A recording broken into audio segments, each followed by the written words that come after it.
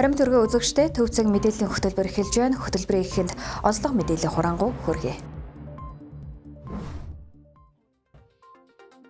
Монгол улсын төрийн далбайг өнө мөнхөд мандуулах ёслол боллоо.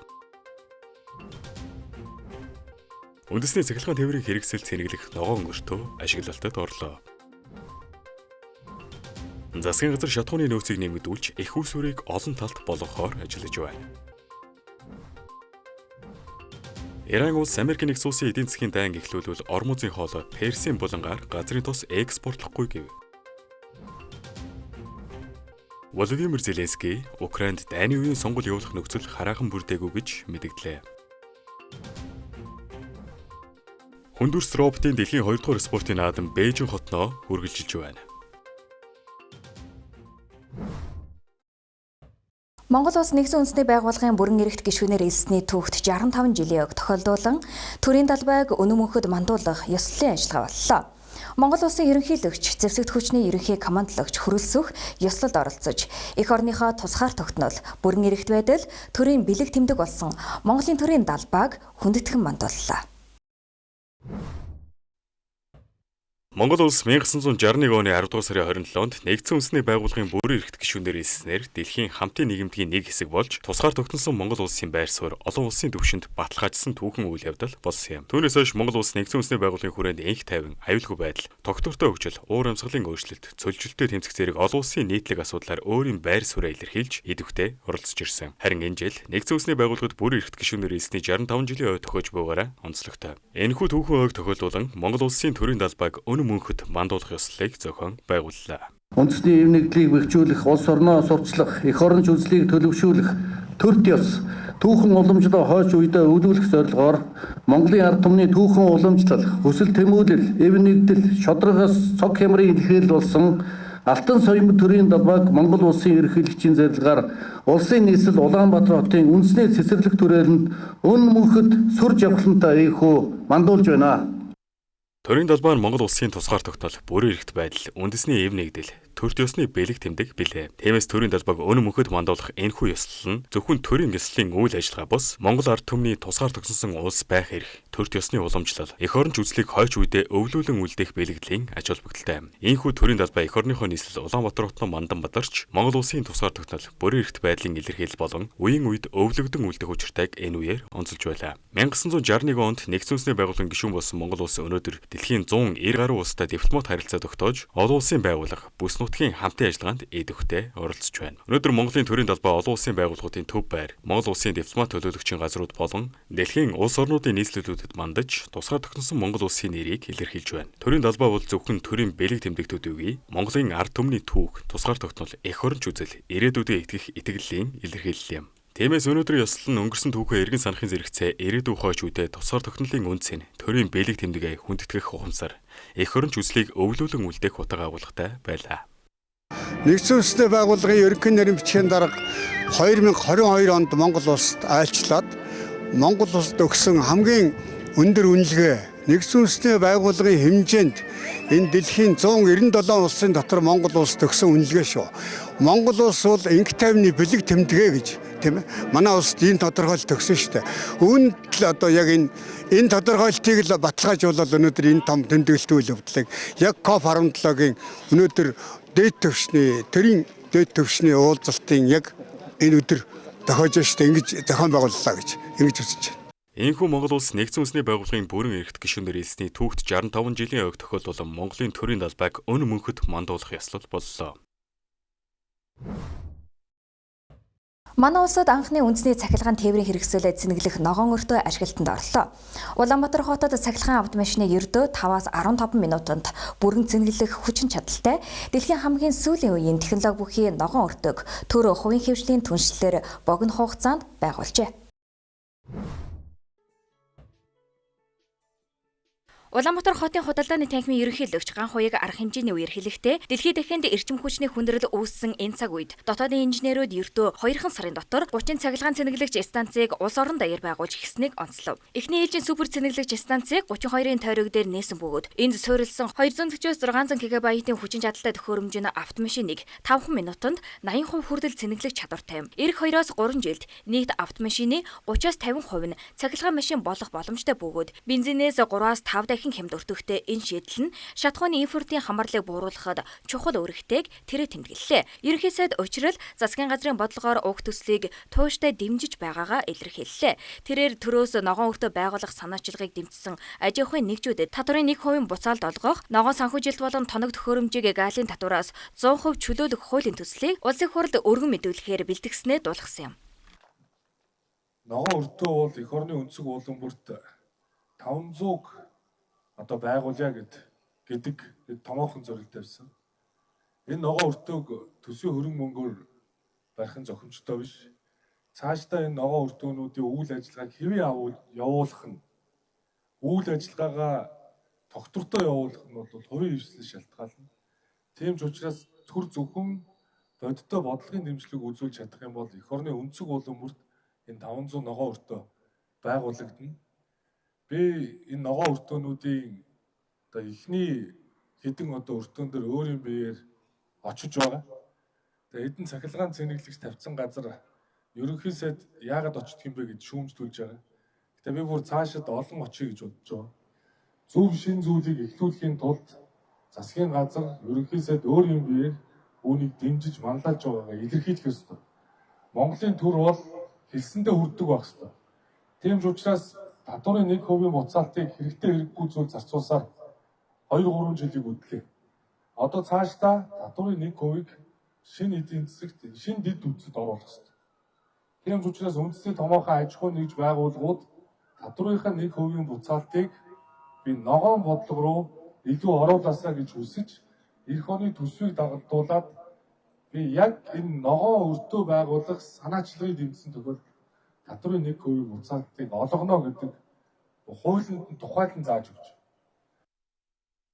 Нийслэлдэх төлбөртэй зогсоолуудыг эхний ээлжинд цэнэглэгчтэй болгож, цаашид нар салхины сэргээгдэг эрчим хүчээр ажилдаг бүрэн ногоон шийдэл рүү үе шаттайгаар шилжүүлэхээр төлөвлөжээ. Төслийн инженеруудын мэдээлснээр эх жил гэхэд улсын хэмжээнд 500 ногоон өртөөг ашиглалтанд оруулахаар зорж байгаа бөгөөд энэ 7 хоногоос эхлэн замын үд Архангай, Өвөр хангай, Хөвсгөл чиглэлийн орон нутгийн гол замуудад цэнэглэх сүлжээг өргөжүүлэх бодит ажил эхэлж байна. Монгол улсад үүсэж буй шатхууны хангамж импорт, борлуулалтын өнөөгийн нөхцөл байдал болон цаашид авах арга хэмжээний талаар ерөнхий сайдын захирамжаар байгуулагдсан шуурхай штабаас мэдээлэл хэллээ. Монгол улсын ерөнхий сайдын захирамжаар байгуулагдсан шуурхай штабаас мэдээлэл хүргэж байна. За ер нь бол дэлгэрэнгүй бас мэдээлэл өгчээ. 8 дугаар сарын 2026 оны 8 дугаар сарын 1-ний өдрөөс 24-ний өдрийг хүртэл Сүхбаатар бомбтоор 45507 тонн автобензин, Ирэн-Цав бомбтоор 780 тонн автобензин, Замун-Үд бомбтоор 4500 тонн автобензин, нийтдээ 50787 тонн автобензинийг өдөрхөн импортоор хүлээж аваад байна. За өнгөрсөн 24 цагийн хугацаанд 42 вагон цистерн буюу 2520 тонн А92 төрлийн автобензинийг хүлээн авч холбогдох хүртүүд хүргэж буулгалтыг түгээсэн. За энэ түгээлтийн үр дүнгээр Улаанбаатар хотын 121 шатхуун түгээх станцад 1345 тонн, орон нутгийн 150 шатхуун түгээх станц 1216 тонн бүтээгдэхүүн түгээсэн.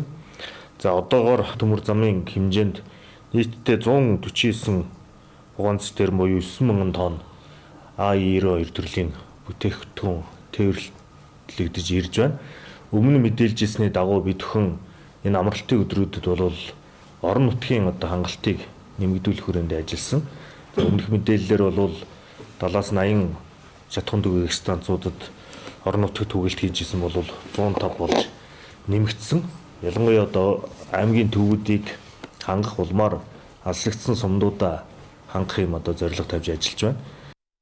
Энэ 8 дугаар сард Оросын холбооны улсаас нийлүүлэх шатхуун багасч ажилд цаацснаар шатхуун түгээ станц дээр дугаарлалт үүсч зарим орон нутагт тухайлбал сар гаруй хугацаагаар тасарсан Баян Жаргалан сум зэрэг орон нутгийн шатхуун түгээх станцуудад түгээх ажлыг онцгой анхаарч байгааг тэрээр дурдлаа. Оросын холбооны улс дотооддоо шатхууны хомсдолд орж энэтхэг болон Беларусаас импорт хийж байгаагаас гадна дайны нөхцөл байдлаас шалтгаалan дэд бүтэц агуулгах сав дэлбэрэх зэрэг хүндрэлүүд тулгарч байгаа. Энэ мэт шалтгаанаар Монгол улс шатхууны их усрээ олон талд болгох зорилгоор Солонгос, Малайз, Сингапур, Хятад, Беларус, Казахстан зэрэг улстай хамтран ажиллаж байгааг тэрээр дурдлаа. Үүний хувьд өмнө нь $705 $аар тогтмол авч байсан бүтээгдэхүүний үн сүүлийн 3 сард 30%-аар өссөн тул дотоод зах зээлд үн нэмэгдэхээс үр аргагүй төрсөн хэдий ч Оросын холбооны улсын холбогдох байгууллагуудтай зөвшөлдсөний дүнд зах зээлийн хамгийн дээд үнд хүргэлгүйгээр харьцангуй хямд үнээр татаж байгаа ажээ. Цаашид 2028 он гэхэд 3 сарын нөөцтэй болох зорилтын хүрээнд энэ ондоо багтаан 150 мянган тонн багтаамжтай нөөцийн савыг ашиглалтад оруулахаар төлөвлөсөн байна. Монгол Улсын ерөнхийлөгч Хөрөлсөх Хинтээ аймгийн Баян Адрах сумын Дөөрлөг нарсны хүннүүгийн дурсгалт газар хийж буй археологийн судалгааны явцтай танилцсан байна. Энд 2006 оноос хойш Монгол Солонгосын хамтарсан Монсол төслийн хүрээнд Шинжлэх ухаан академийн археологийн хүрээлэн Монголын үндэсний музей, Солонгосын үндэсний музей хамтран археологийн наривчилсан судалгааг өнөө хүртэл хийж байгаа юм. 160 дугаартай нийт 80 м урт, гол байгууламжийн 40-ыг хайрцах 40 м хэмжээтэй Евразийн бүс нутгаас илэрсэн хүннүүгийн язгууртны хамгийн том булшны малтлаг үргэлжилж байна. Үүнтэй дүүцхийц хэмжээтэй хүннүүгийн язгууртны булш 14 газарт 6 ширхэг илэрсэн бөгөөд хүннүү гүрний төрийг барьж байсан язгууртны дээд давхраг тэр дундаа шанийн нартай холбоотой хэмээн тамгалжээ. Одоогоор булшны гүн 15 м хүрсэн нь 5 давхар барилгатай тэнцэх бөгөөд булшны нөхийг анхнаас нь дээрээс доош шатлан багасгаж ухсан нь уруу харсан пирамид хэлбэртэй байгууламж байсныг харуулдаг юм. Тус төслийг амжилттай хэрэгжүүлснээр эртний нүүдэлчдийн соёлын иргэншлийн судалгаанд үнэтэй хувь нэмэр оруулах юм. Нэгдсэн улсын байгууллагын цөлжилттэй тэмцэх конвенцийн талуудын 17 дугаар баг хурлын үеэр Монголын ногоон санхүүгийн корпорацийн үйл ажиллагааг албан ёсоор нийллээ. Засгийн газрын тогтоолын хүрээнд Хөгжлийн банкны охин компаниор дамжуулан 5 сая $5 анхны хөрөнгө оруулалтыг олгосон байна. Энэхүү хөрөнгө оруулалтаар ногоон барилгын стандартын дагуу баригдах амны орон сууцны ипотекийн зээл болон байгаль орчинд ээлтэй төслүүдийг санхүүжүүлэх юм. Тус байгууллага нь улс орны хэмжээнд урт хугацааны ногоон санхүүжилтийн тогтолцоог бэхжүүлэх зорилготой юм. Төрийн болон хувийн хэвшлийн хамтын ажиллагааг шин шатанд гаргах бодит алхам болж байна. Цаашид хөлөмжийнхээ ялгарлыг бууруулах олон төсөл хөтөлбөрийг санхүүжүүлэхээр төлөвлөжээ.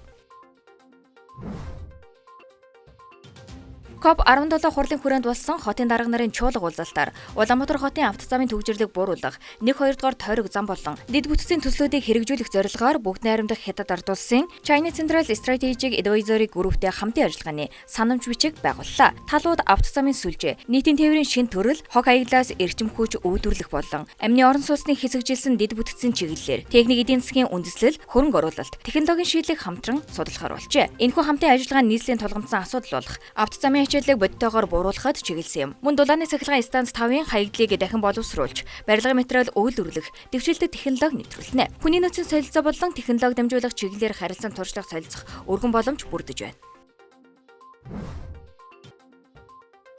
Байгаль орчин уур амьсгалын өөрчлөлтийн сайд Сандаг Өчир нэгдсэн үндэсний байгууллагын байгаль орчны хөтөлбөрийн удирдлагуудтай уулзаж хамтын ажиллагааг өргөжүүлэх талаар санал солилцлоо. Уулзалтын үеэр Монгол Улсын засгийн газар болон тус хөтөлбөр хамтран малын халдвар дүүчний тархалтыг судалж, голомтыг багасгахад $2 сая төсөл хэрэгжүүлэхээр болсныг албан ёсоор мэдээллээ. Түншлэн талууд бэлчээр ус болон байгууль суурилсан шийдлийн олон улсын санаачилгааг өргөжлүүлэх чиглэлээр хамтран ажиллахаар тохиролцжээ. Энэхүү төсөл нь хөдөө аж ахуйн салбарын тогтвортой хөгжлийг хангахад чухал хувь нэмэр оруулах юм. Түнчлэн цаатан иргэдийн амжиргааг дэмжих, хүлэрт намрын экосистемийг хамгаалах ажлуудыг өргөжлүүлнэ.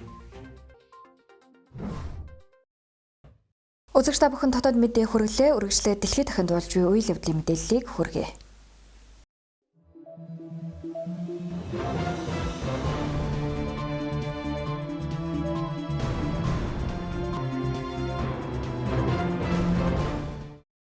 Үзэгч та бүхэнд шинэ 7 хоногийн мэдээг хүргэе. Төвцөг мэдээллийн хөтөлбөр олон улсын мэдээр үргэлжилж байна. Эхний мэдээг хүргэе.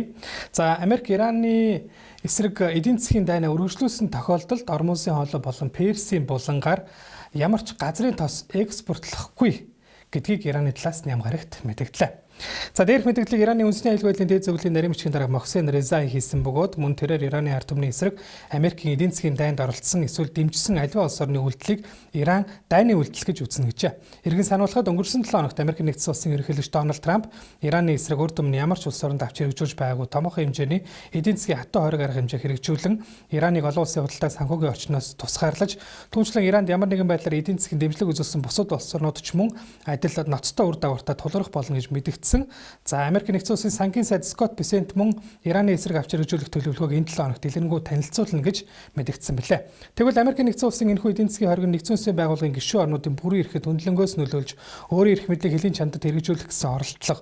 Энэ нь эцэстээ улс орнуудын тусгаар тогтнолыг бүрэн устгаж колоничлалын сонгодог хэлбэрлөө буцааж оруулах аюултай хэмээн Ираны гадаад хэргийн яамны хэвлэлийн төлөөлөгч Исмаил Багаи хэлсэн бол мөн тус улсын гадаад хэргийн сайд Аббас Аракчи урд нь ч бид ийм жижиг үзэж байсан Америкийн уг шинэ хориг бүтлгүүтг нь гарцаагүй хэмээн мэдэгджээ.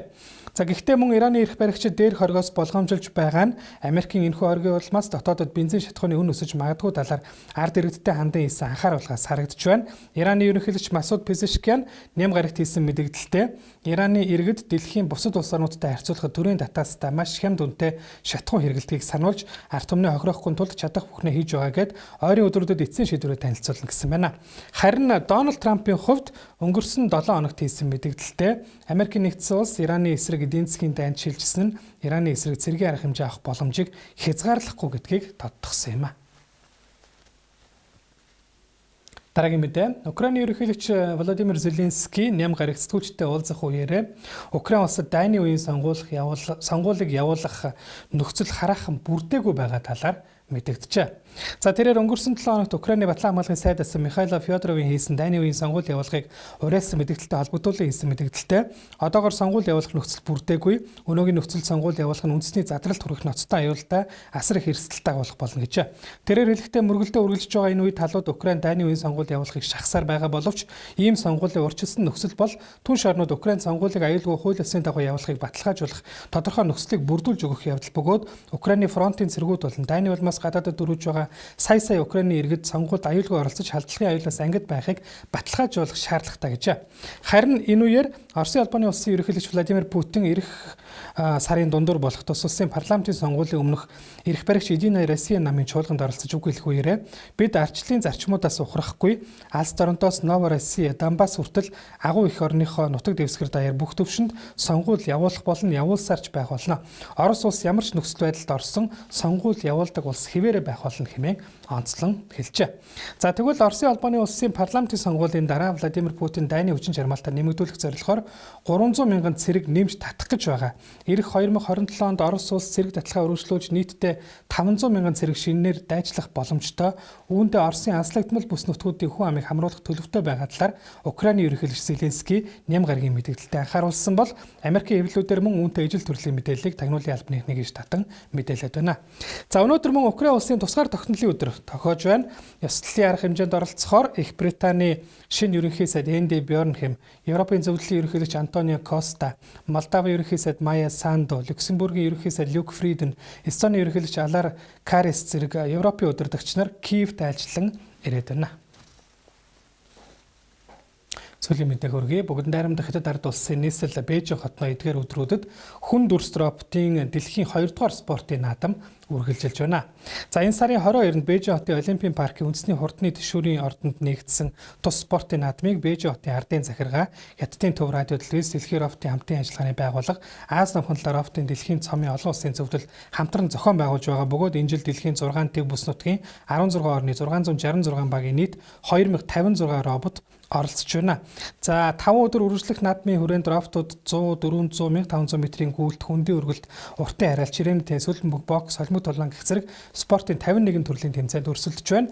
За энэ үеэр Хятадын Honor компани Lightning хэмээх хүн дүрст робот 100 метрийг 932 секундэд туулснаар Ямайкийн домогт амирчин Усейн Болтын 2009 онд тогтоосон 958 секундын дэлхийн рекордыг эвдсэн байна. Гэхдээ энэ нь хүн төрөлхтний албан ёсны 100 метрийн дэлхийн рекордыг шинжилсэн эрг биш бөгөөд тусдаа роботын үзүүлэлтийн дээд амжилт гэж тооцогдож байна. Та бүхэнд гадаад мэдээ хүлээн анхаарал хандсан баярлалаа.